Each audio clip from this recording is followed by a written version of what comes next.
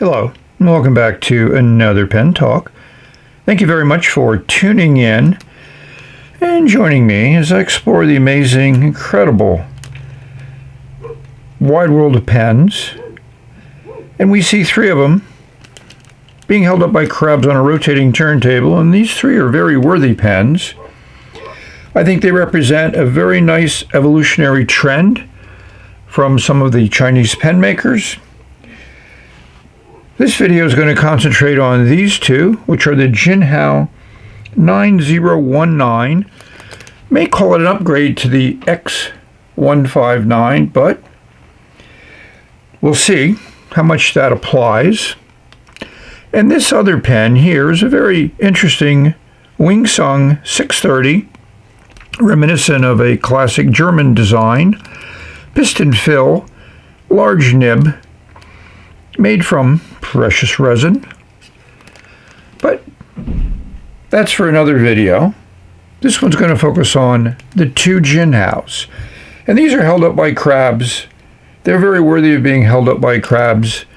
And they're very worthy of turning your attention on and your interests. Crabs are going to wink and we're going to go on. So here we have the two Jinhao 9019s. The clear one was given to me by one of my viewers. I appreciate the fact that they knew I would be interested in it. And the red one is one that I ordered. And there's also a third one coming. It's somewhere in the mail. So I think they did a very, very nice job at upgrading. And I consider these upgrades to the X159. I like them in clear. You get to see all the little bits and pieces and how they're put together. Very nice resins, as good a quality as the X159 or some of its German affiliates. Has a very big converter in there, which I'm impressed about. That Jinhao has decided to do that. You got a big pen, why do you want to put a small standard converter in there when you could put a big one in there? The cap band now extends to the bottom of the cap, which I think is a great idea. If you're going to stabilize the cap, that's the way to do it. The engravings are nice, and they now have a name, D-A-D-A-O, Dado. And of course, it's a number 9019. So we're going to take these apart a little bit. I have an extra fine and a medium nib, so we'll see how they write. Kudos to Jinhao again for coming up with a improvement on a design and improved on many levels. Aesthetically, I like it a lot. I like this clip better than this clip. Cap band is better, and that big converter. What more can we say? Just use this clear one to demonstrate some of the features of this Jinhao pen. The cap unscrews in 1, 2, a little more than 2 3/4 turns. Jinhao has really not been doing much to reduce the turns for the cap. I can live with it, but I'd prefer it to be less turns. We can see all the little details in this injection molded barrel, as well as the cap. They have those traditional ridges there, which I think adds stability. Here it holds the converter in place so it doesn't knock around. Good design, good engineering. That cap band is right at the end, which is where I think it should be.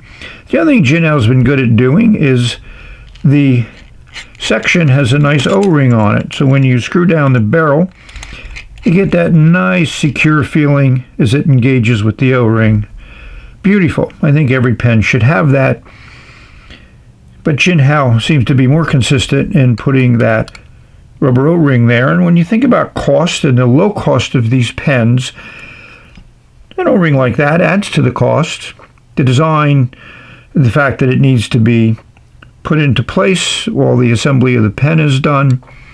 As we mentioned, at the top of that cap is an interesting little nut design. You can see it here. That's why I like clear pens. You can actually see what's going on inside the pen. You can see the threads in that metal screw, which holds in the clip The cap is one piece, which again is a nice design, but injection molding, you don't want to have a lot of pieces to assemble. And there's a gate at the end, like there is at the end of the barrel. No big deal. It blends into the design, doesn't detract from my perspective. Feast your eyes. Good looking, clear demonstrator pen for $13 US. So one might ask how much ink will fit into this enlarged converter.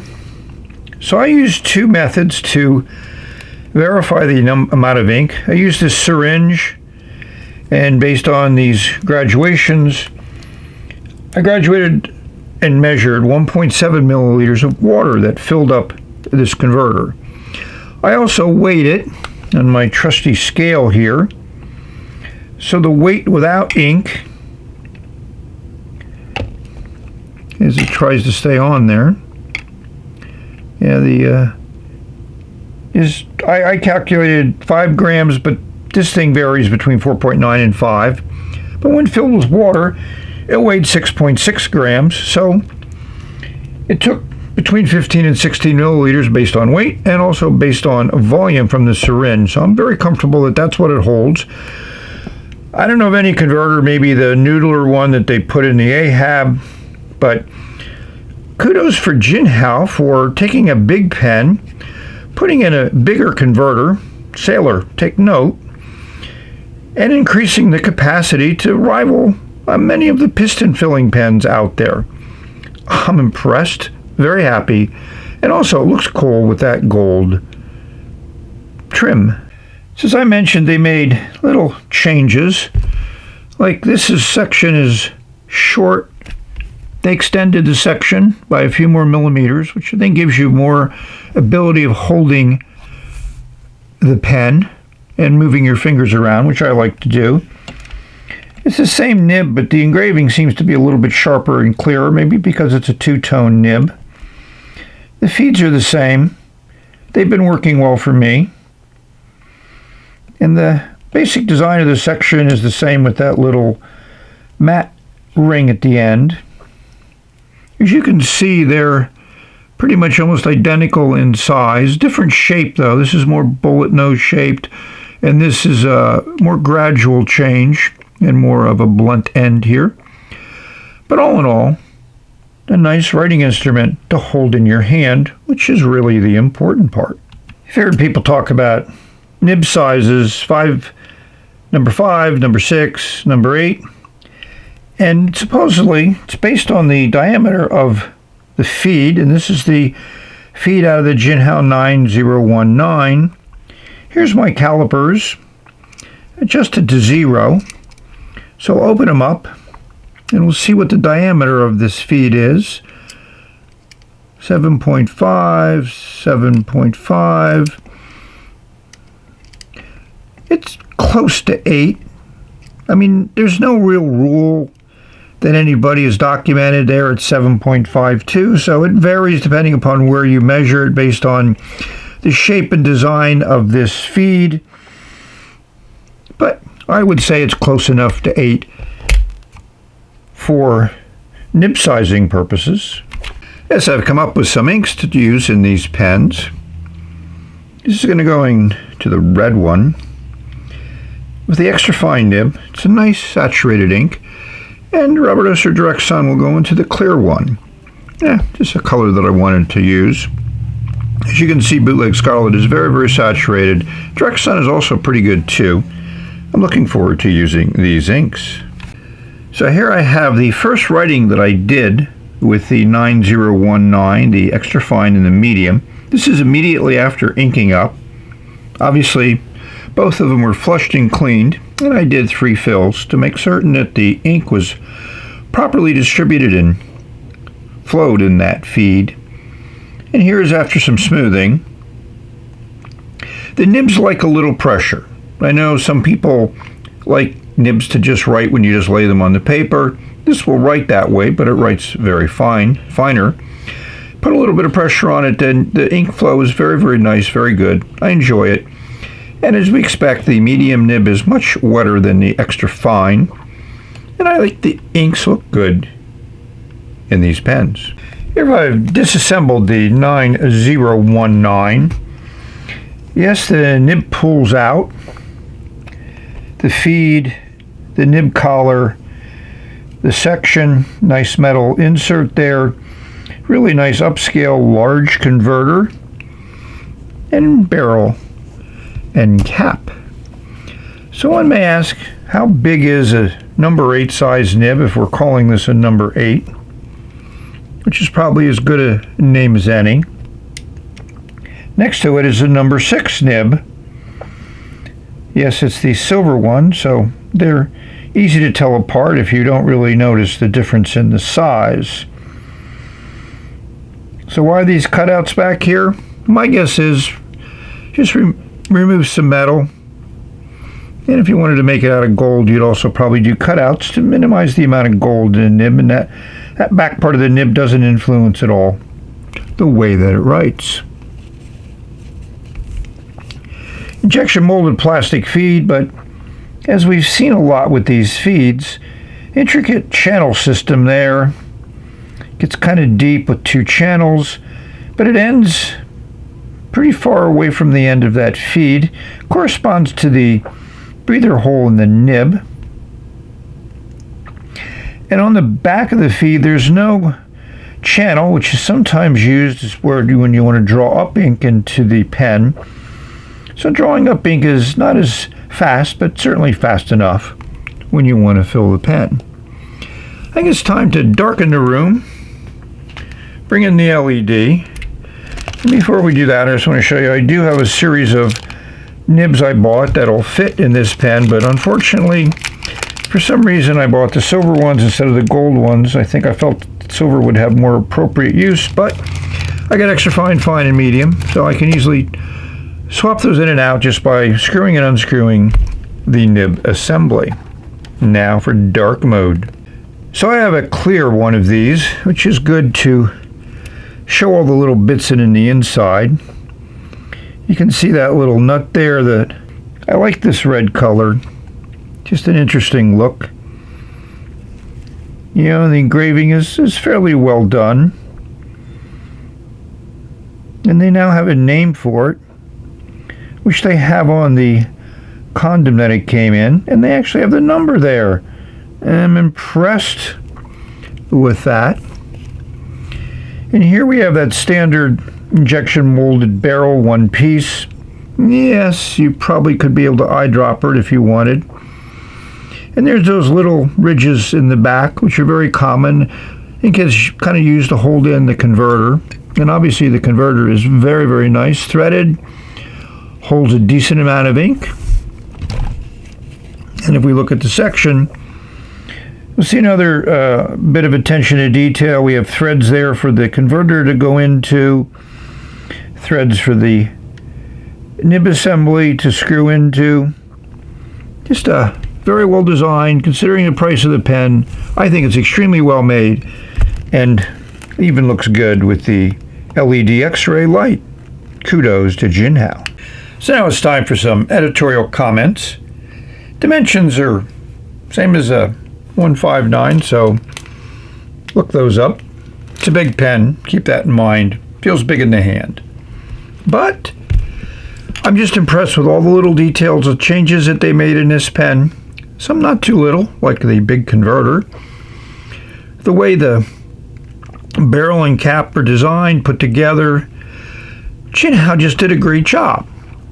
And I can imagine if this pen had a different brand name on it, it could sell for $100 or more without any real changes to it. Just because it's well done. And I really prefer it to the X159, at least visually to me. They write the same, but that section is a little bit bigger, a little bit longer, so it fits my hand a little bit better. Let's do a final writing sample. I've written a little bit with these nibs, and I have to admit I did some micro mesh just to accelerate the break-in period of the nib.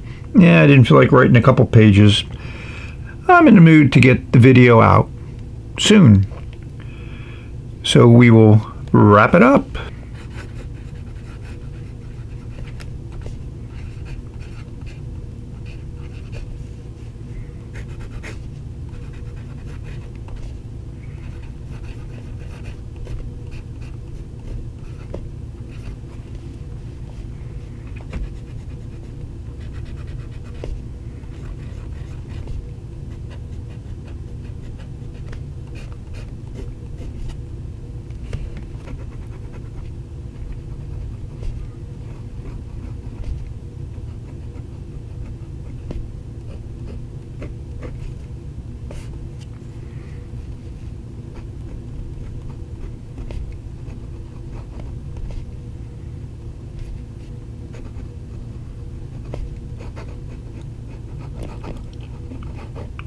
Well, both of these nibs do exactly what I expected them to do. They work as advertised. The medium is definitely medium, a generous medium, and the extra fine is definitely extra fine. As you probably heard, the medium nib is extremely smooth, one might say buttery smooth. So for those that like that type of writing experience, that medium nib would work. And I think the fine nib, from my experiences with Jinhao number 8 nibs, is the fine nib is really in between these medium and extra fines. So kudos to Jinhao to really putting together nibs that write the way they're supposed to. And they put the nib size on the nib, which is also a very good thing to do. Not everybody does that. Yobobak. So, we've reached the conclusion of this video. Hopefully, you found it interesting, informative. I try to make them educational. Thank you all for watching. I hope this video finds everyone safe, healthy, and happy, enjoying your pens, enjoying your life, maybe putting some ink down and talking about your life, sharing it with others, or just reading it later. It's just fun. And writing is a therapeutic exercise, at least for me.